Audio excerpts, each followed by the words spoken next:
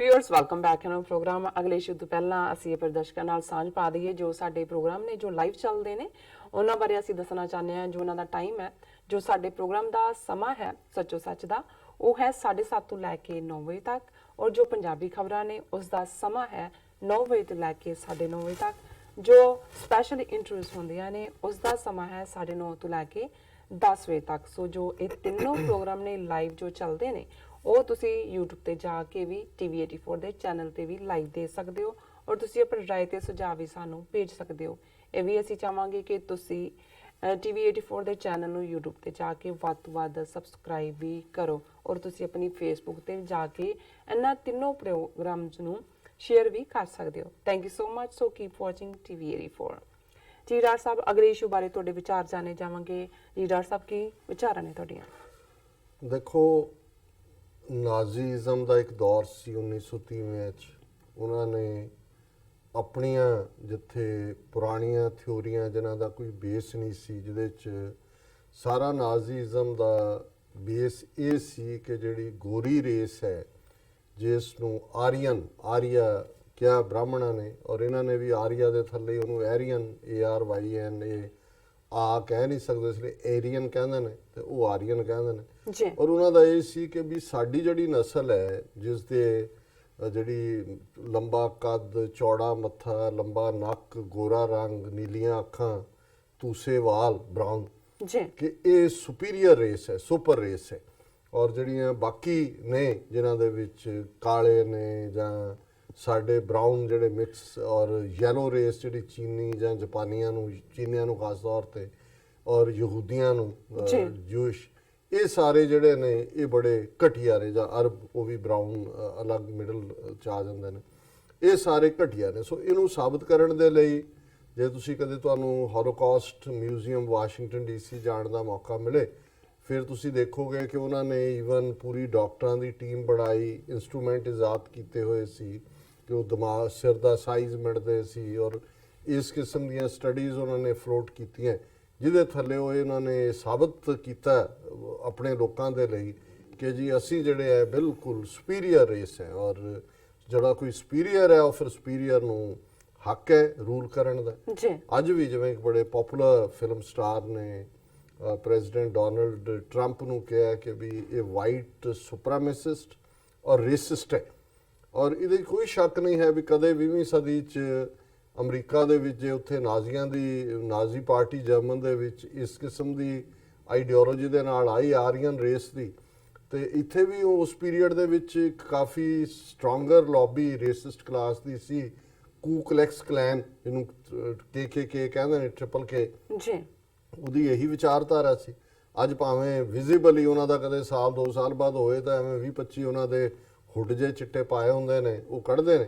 ਲੇਕਿਨ ਜੇ political Arena 'ਚ ਦੇਖੀਏ, ਅੱਜ ਕੱਲ੍ਹ ਫੈਡਰਲ ਸ਼ਟਡਾਊਨ ਚੱਲ ਰਿਹਾ, ਜਿਹੜਾ 80,000 ਤੋਂ ਜ਼ਿਆਦਾ ਜਿਹੜੇ ਨੇ ਉਹ ਫੈਡਰਲ ਮੁਲਾਜ਼ਮ ਜਿਹੜੇ ਪਿਛਲੇ 3 ਹਫ਼ਤਿਆਂ ਤੋਂ ਵਿਦਆਊਟ ਪੇ ਨੇ।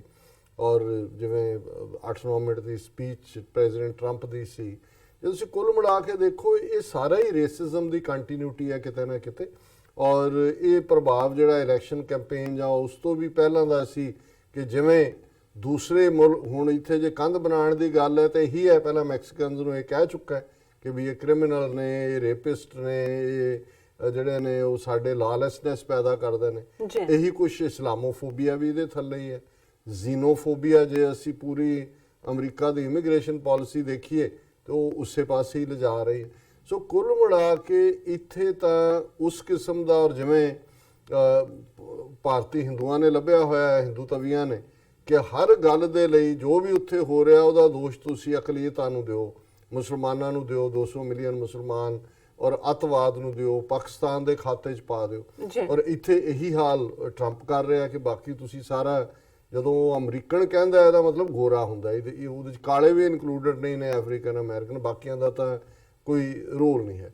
ਪਰ ਜਿਸ ਇਸ਼ੂ ਕਰਕੇ ਮੈਂ ਇਹਨੂੰ ਲਿਆ, ਫਿਰ ਤੁਹਾਨੂੰ ਜਦੋਂ ਤੁਸੀਂ ਕੋਈ ਇਸ ਕਿਸਮ ਦੀ ਆਈਡੀਓਲੋਜੀ ਦਿੰਦੇ ਹੋ, ਜਿਵੇਂ ਹਿੰਦੂਤਵਾ ਬਿਲਕੁਲ ਨਾਜ਼ੀਆਂ ਵਾਂਗ ਹੈ, ਜਿਵੇਂ ਨਾਜ਼ੀਆਂ ਨੇ ਯਹੂਦੀਆਂ ਨੂੰ ਕੋਈ ਧਰਮ ਤੇ ਆਧਾਰਿਤ ਨਹੀਂ ਕੀਤਾ, ਕਿਉਂਕਿ ਹਿਟਲਰ ਕੋਈ ਆਪ ਕੋਈ ਬਲੀਵਰ ਤਾਂ ਨਹੀਂ ਸੀ, ਐਗਨੋਸਟਿਕ ਸੀ ਉਹ, ਨਾ ਉਹ ਬਲੀਵਰ ਸੀ, ਨਾ ਏਥੀਇਸਟ ਸੀ, ਬਿਲਕੁਲ ਲੇਕਿਨ ਉਹਨੇ ਆਪਣੇ ਲੋਕਾਂ ਨੂੰ ਇਹ ਦੱਸ ਦਿੱਤਾ ਸੀ ਕਿ ਵੀ ਜਾਂ ਉਹਨਾਂ ਤੱਕ ਇਹ ਪ੍ਰੋਪੇਗੈਂਡਾ ਲਫ਼ਜ਼ ਹੀ ਜਰਮਨ ਜ਼ਬਾਨ ਦਾ ਹੈ ਔਰ ਇਹ ਉਹਨਾਂ ਤੱਕ ਪ੍ਰਚਾਰਿਆ ਗਿਆ ਸੀ ਕਿ ਤੁਹਾਡੀਆਂ ਜਿੰਨੀਆਂ ਵੋਜ਼ ਨੇ, ਮਾੜੇ ਹਾਲਤ ਨੇ, ਉਹ ਯਹੂਦੀਆਂ ਦੀ ਵਜ੍ਹਾ ਕਰਕੇ ਆ ਕਿ ਤੁਹਾਨੂੰ ਇਹ ਲੁੱਟ ਰਹੇ ਨੇ। ਔਰ ਫਸਟ ਵਰਲਡ ਵਾਰ ਦੇ ਵੇਲੇ ਇਹਨਾਂ ਨੇ ਅੰਗਰੇਜ਼ਾਂ ਦੀ ਮਦਦ ਕੀਤੀ ਹੈ ਔਰ ਇਹ ਜਿਹੜੇ ਨੇ ਰੀਅਲ ਬਲੱਡ ਸਕਰ ਨੇ, ਇਹੀ ਫਿਲਾਸਫੀ ਸੀ। ਹੁਣ ਜੇ ਅਸੀਂ ਹਿੰਦੂ ਤਵੀਆਂ ਦਾ ਹਾਲ ਦੇਖੀਏ ਤੇ ਉਹ ਜੋ ਵੀ ਨੇ ਅੱਜ, ਉਹਦੇ 'ਚ ਜਿਹੜਾ ਉਹ ਸਭ ਤੋਂ ਵੱਡਾ, ਉਹ ਅੰਗਰੇਜ਼ਾਂ ਦਾ ਜ਼ਿਕਰ ਨਹੀਂ ਕਰਦੇ, ਉਹਨਾਂ ਦੀਆਂ ਤਾਂ ਇੰਸਟੀਟਿਊਸ਼ਨ ਦੇ ਵਿੱਚ ਬੜੇ ਹੋਏ ਨੇ, ਉਹਨਾਂ ਦੀਆਂ ਬਣਾਈਆਂ ਬਿਲਡਿੰਗਾਂ 'ਚ ਬੈਠੇ ਨੇ, ਉਹਨਾਂ ਦੇ ਸਿਸਟਮ ਦੇ ਥੱਲੇ ਅੱਜ ਵੀ ਉਹਨਾਂ ਦੇ ਬੱਚੇ ਬੱਚੀਆਂ ਪੜ੍ਹ ਰਹੇ ਨੇ। ਪਰ ਉਹ 700-800 ਸਾਲ ਦਾ ਮੁਸਲਮਾਨ ਰਾਜ ਜਿਹੜਾ ਜਿਸ ਨੂੰ ਗਜ਼ਨਵੀ ਤੋਂ ਸ਼ੁਰੂ ਕਰ ਲੈਂਦੇ ਨੇ, ਉਸ ਨੂੰ ਹੀ ਦੋਸ਼ ਦਿੰਦੇ ਨੇ ਹਰ ਚੀਜ਼ ਦੇ ਲਈ ਕਿ ਇਹ ਵੀ ਹੋ ਗਿਆ, ਇਹ ਵੀ ਹੋ ਗਿਆ, ਇਹ ਵੀ, ਇਹਦਾ ਕਾਰਨ ਇਹ ਹੈ ਕਿ ਜੀ ਇਹ ਮੁਸਲਮਾਨਾਂ ਨੇ ਇਹ ਕਰਤਾ ਜੀ।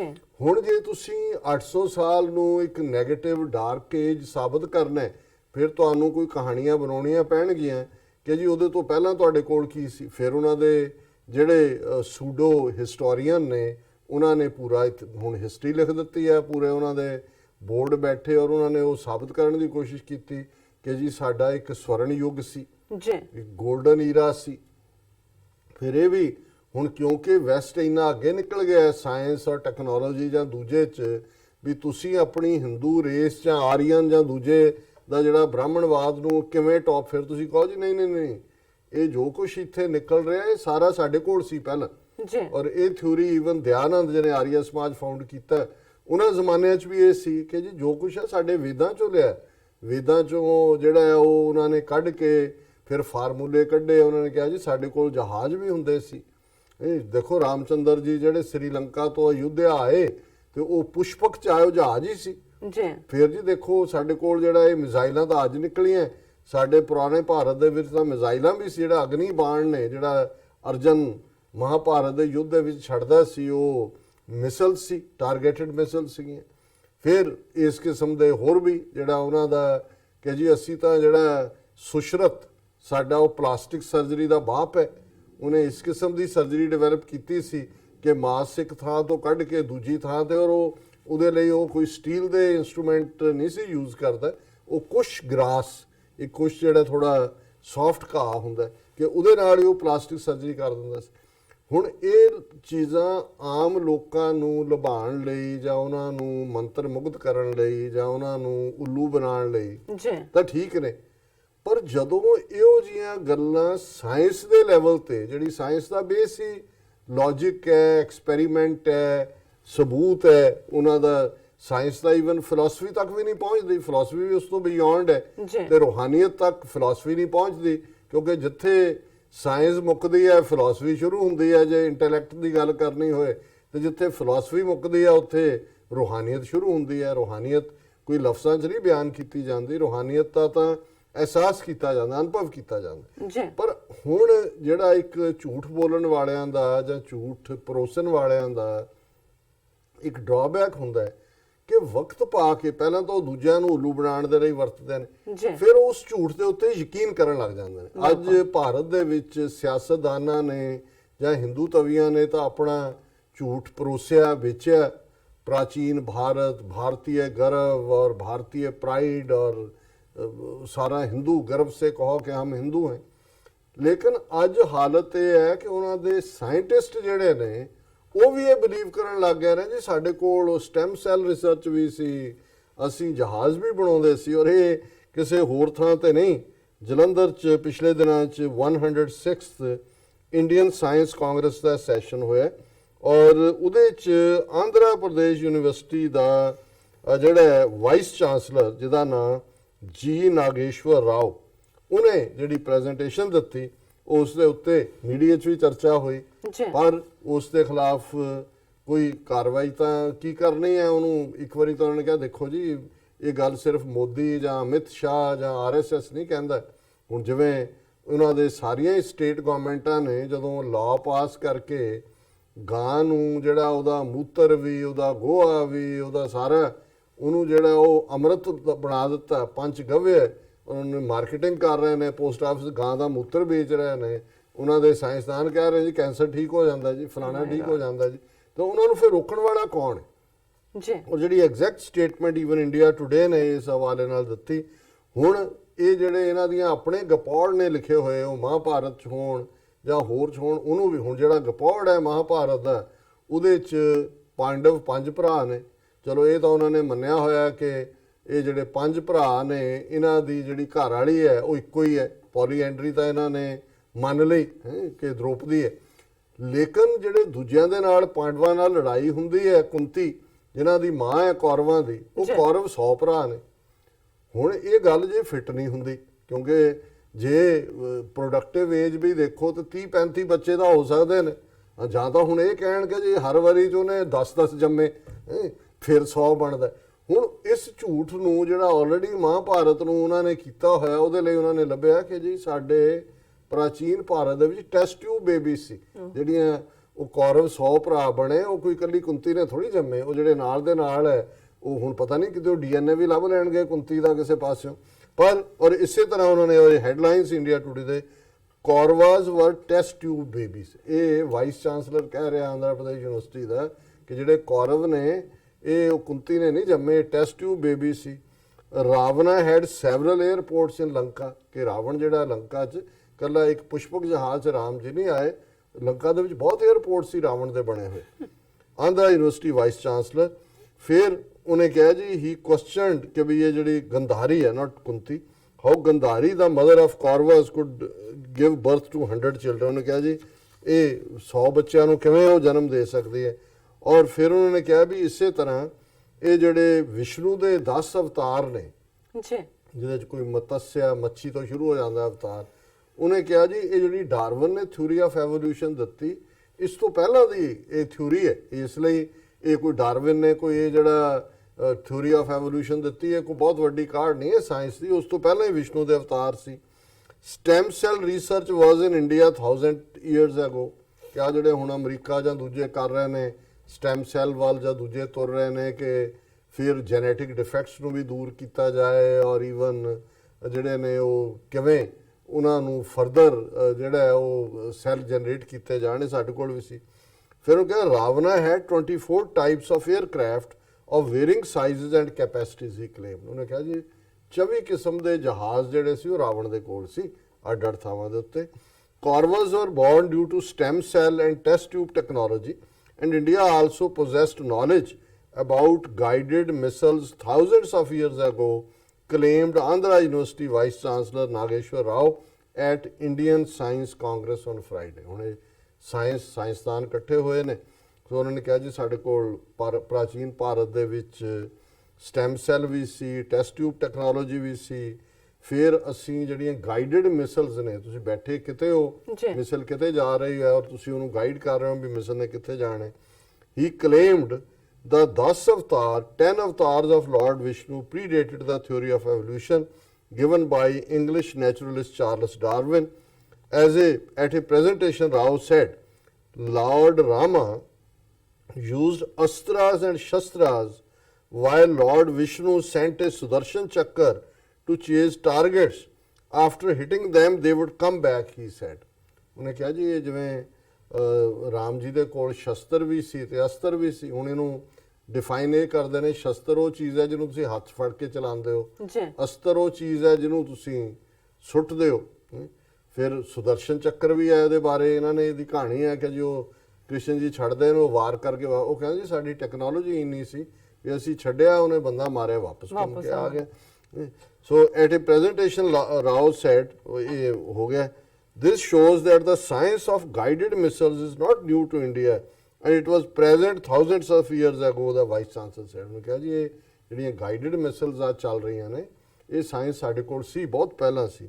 Rao also said Ramayana states that Ravana didn't just have the Pushpak Viman but had 24 types of aircraft of various sizes and capacities.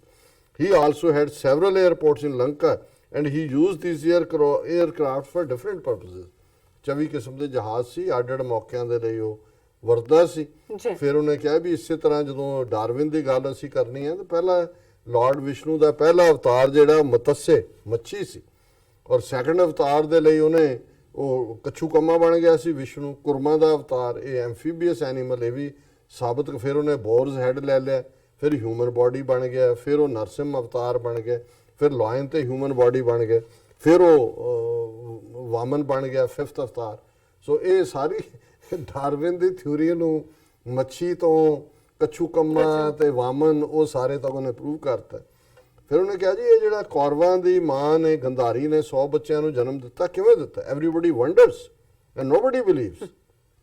How come Gandhari gave birth to 100 children? How is it humanly possible? Can a woman give birth to 100 children in one life time? He has, ਪਹਿਲਾਂ ਉਹਨੇ ਆਪ ਹੀ ਕਿਹਾ ਕੋਈ ਦੇ ਸਕਦਾ ਹੈ? ਫਿਰ ਉਹਨੇ ਕਿਹਾ but now we believe we have test tube babies, ਕਿ ਵੀ ਸਾਡੀਆਂ ਅਸੀਂ test tube babies. Again Mahabharat says 100 eggs were fertilized and put into 100 earthen pots, ਕਿ ਵੀ 100 ਐਗ ਜਿਹੜੇ ਨੇ ਉਹ ਫਰਟੀਲਾਈਜ਼ ਕਰਕੇ ਮਿੱਟੀ ਦੇ ਭਾਂਡੇ 'ਚ ਰੱਖ ਦਿੱਤੇ। ਆਰ ਦੇ ਨਾਟ ਟੈਸਟ ਟਿਊਬ ਬੇਬੀਜ਼? ਉਹ ਮਤਲਬ ਸ਼ੀਸ਼ੇ ਦੇ ਨਹੀਂ ਸੀ, ਉਹ ਉਹਦੇ 'ਚ ਮਿੱਟੀ ਦੇ ਵਿੱਚ ਹੀ ਰੱਖ ਕੇ ਉਹਨਾਂ ਦੀ ਫਰਟੀਲਾਈਜ਼ ਕਰਕੇ ਉਹਨਾਂ ਨੂੰ ਉਹਦੇ 'ਚੋਂ ਬੱਚੇ ਜੰਮ ਪਏ। Stem cell research in this country was present thousands of years ago. Today we speak about stem cell. ਅੱਜ ਅਸੀਂ ਗੱਲ ਕਰਦੇ ਹਜ਼ਾਰਾਂ ਸਾਲ ਪਹਿਲਾਂ ਸੀ। We had hundreds of scorvas from one mother because of stem cell research and test tube baby technology. It happened few thousand years ago. This was science in this country. Ladies and gentlemen, ਸਾਡੀ science ਦੇਖੋ ਕਿਆ ਕਹਿਣਾ। ਫਿਰ ਉਹਨਾਂ ਨੇ ਇੱਕ ਹੋਰ ਜਿਹੜੀ ਪ੍ਰੈਜੈਂਟੇਸ਼ਨ ਦਿੱਤੀ, ਫਿਰ ਉਹਨੇ ਜਿਹੜਾ ਇੱਕ ਐਲਬਰਟ ਆਇਨਸਟਾਈਨ ਦੀ ਥਿਊਰੀ ਨੂੰ ਵੀ, ਉਹਨੇ ਥਿਊਰੀ ਆਫ ਰਿਲੇਟਿਵਿਟੀ ਨੂੰ ਵੀ, ਹੁਣ ਮੇਰਾ ਖਿਆਲ ਇਹਨੂੰ ਬਾਸੀ ਕਰ ਦਈਏ ਨੌਨਸੈਂਸ ਨੂੰ। ਬਟ ਇਸ ਸਾਰੇ ਚੋਂ ਅਸੀਂ ਇਹ ਅੰਦਾਜ਼ਾ ਲਾ ਸਕਦੇ ਹਾਂ ਕਿ ਜਿਹੜੇ ਸੁਣ ਰਹੇ ਨੇ ਉਹ ਵੀ ਸਾਰੇ ਸਾਇੰਸਦਾਨ ਨੇ। ਬਿਲਕੁਲ। ਇਹਦੀ ਯੂਨੀਵਰਸਿਟੀ ਜੇ vice chancellor Andhra Pradesh university ਦਾ, ਸਾਇੰਸ ਦੇ ਕੀ ਪੜ੍ਹਦੇ ਹੋਣਗੇ, ਕਿਹੜੀ ਰਿਸਰਚ ਨਿਕਲੇਗੀ ਉੱਥੋਂ, ਔਰ ਕਿਸ ਹੱਦ ਤੱਕ ਜਾ ਕੇ। ਲੇਕਿਨ ਜਦੋਂ ਤੁਸੀਂ ਕੋਈ ਚੀਜ਼ 100 ਵਾਰ ਰਿਪੀਟ ਕਰਦੇ ਹੋ, ਔਰ ਅਸੀਂ ਜਦੋਂ ਗਰੋ ਹੋ ਰਹੇ ਸੀ ਅਸੀਂ ਇਹ ਸੁਣਦੇ ਸੀ ਗੱਲਾਂ, ਔਰ ਕਹਿੰਦੇ ਸੀ ਨਹੀਂ ਬਹੁਤ ਰਿਸਰਚ ਹੈ, ਜਿਹੜਾ ਜਹਾਜ਼ ਵੀ ਕੱਢਿਆ ਇਹ ਤਾਂ ਬਾਹਰਲਿਆਂ ਨੇ ਸਾਡੇ ਵੇਦਾਂ 'ਚੋਂ ਹੀ ਗੱਲਾਂ ਲਈਆਂ, ਉਹ ਰਾਮਚੰਦਰ ਪੁਸ਼ਪਕ ਜਹਾਜ਼ ਦੇ ਵਿੱਚ ਆਏ ਸੀ। ਪਰ ਹੁਣ ਤਾਂ ਸਟੈਮ ਸੈਲ ਵੀ ਇਹਨਾਂ ਦੇ ਕੋਲ ਸੀ ਟੈਕਨੋਲੋਜੀ, ਤੇ ਹੁਣ ਮਿੱਟੀ ਦੇ ਭਾਂਡਿਆਂ ਦੇ ਵਿੱਚ ਵੂਮਨ ਦਾ ਉਹਦਾ ਗੰਧਾਰੀ ਦਾ ਐਗ ਜਿਹੜਾ ਉਹ ਫਰਟੀਲਾਈਜ਼ ਕਰਕੇ ਬੱਚੇ ਜਿਹੜੇ ਨੇ ਉਹ ਉਹਦੇ 'ਚੋਂ ਪਤੀਲਿਆਂ 'ਚੋਂ ਨਿਕਲੇ ਸੀ। ਵਾਹ ਵਾਹ, ਕਿਆ ਕਹਿਣੇ ਮਹਾਨ ਭਾਰਤ ਦੇ। ਜੀ ਡਾਕਟਰ ਸਾਹਿਬ ਤੁਹਾਡਾ ਬਹੁਤ ਬਹੁਤ ਸ਼ੁਕਰੀਆ। ਇੱਥੇ ਲੈਣੇ ਪ੍ਰੇਰਿਤ ਤੋਂ ਪਹਿਲਾਂ ਅਸੀਂ ਦਰਸ਼ਕਾਂ ਤੇ ਸਰੋਤਿਆਂ ਨੂੰ ਅਪੀਲ ਤੇ ਬੇਨਤੀ ਕਰਦੀ ਹੈ, ਵੀਅਰਸ, ਜਿਸ ਤਰ੍ਹਾਂ ਕਿ ਤੁਸੀਂ ਜਾਣਦੇ ਹੋ ਕਿ ਟੀਵੀ 84 ਨੂੰ ਸ਼ੁਰੂ ਹੋਇਆ 6 ਸਾਲ ਹੋ ਚੁੱਕੇ ਨੇ। ਅਸੀਂ ਚਾਹਾਂਗੇ ਕਿ ਤੁਸੀਂ ਇਸ ਦੀ ਹੋਰ ਚੜ੍ਹਦੀ ਕਲਾ ਲਈ ਵੱਧ ਤੋਂ ਵੱਧ ਡੋਨੇਟ ਕਰੋ। ਡੋਨੇਟ ਕਰਨ ਲਈ ਸਾਡੀ ਵੈਬਸਾਈਟ tv84.tv ਤੇ ਜਾ ਕੇ ਪੇਪਲ ਦੀ ਵਰਤੋਂ ਕਰਕੇ ਵਨ ਟਾਈਮ ਡੋਨੇਟ ਕਰ ਸਕਦੇ ਹੋ, ਮੰਥਲੀ ਡੋਨੇਟ ਵੀ ਕਰ ਸਕਦੇ ਹੋ। ਤੁਸੀਂ ਟੀਵੀ 84 ਦੇ ਨਾਮ ਤੇ ਚੈੱਕ ਬਣਾ ਕੇ ਸਾਨੂੰ ਮੇਲ ਵੀ ਕਰ ਸਕਦੇ ਹੋ। ਸਾਡੇ ਇਸ ਪਤੇ ਤੇ 36-01 37th Avenue, Long Island City, New York 11101 USA, ਜਾਂ ਫਿਰ ਤੁਸੀਂ ਸਾਨੂੰ ਫੋਨ ਰਾਹੀਂ ਵੀ ਸੰਪਰਕ ਕਰ ਸਕਦੇ ਹੋ। ਸਾਡੇ ਫੋਨ ਨੰਬਰ ਤੇ 5164060694। ਇਹ ਵੀ ਦੱਸੀਏ ਜੋ ਸਾਡੇ ਪ੍ਰੋਗਰਾਮ ਦਾ ਸਮਾਂ ਹੈ ਉਹ 7:30 ਤੋਂ ਲੈ ਕੇ 9 ਵਜੇ ਤੱਕ ਹੈ, ਔਰ ਤੁਸੀਂ ਇਸ ਨੂੰ YouTube ਤੇ ਜਾ ਕੇ ਟੀਵੀ 84 ਦੇ ਚੈਨਲ ਤੇ ਲਾਈਵ ਦੇਖ ਸਕਦੇ ਹੋ। ਔਰ ਅਸੀਂ ਇਹ ਵੀ ਗੁਜ਼ਾਰਿਸ਼ ਕਰਾਂਗੇ ਕਿ ਤੁਸੀਂ ਟੀਵੀ 84 ਦੇ ਚੈਨਲ ਨੂੰ YouTube ਤੇ ਜਾ ਕੇ ਵੱਧ ਤੋਂ ਵੱਧ ਸਬਸਕ੍ਰਾਈਬ ਵੀ ਕਰੋ, ਔਰ ਆਪਣੀ Facebook ਤੇ ਵੀ ਇਸ ਨੂੰ ਵੱਧ ਤੋਂ ਵੱਧ ਸ਼ੇਅਰ ਕਰੋ। Thank you so much. ਮਿਲਦੇ ਹਾਂ ਛੋਟੇ ਜਿਹੇ ਵਕਫੇ ਤੋਂ ਬਾਅਦ।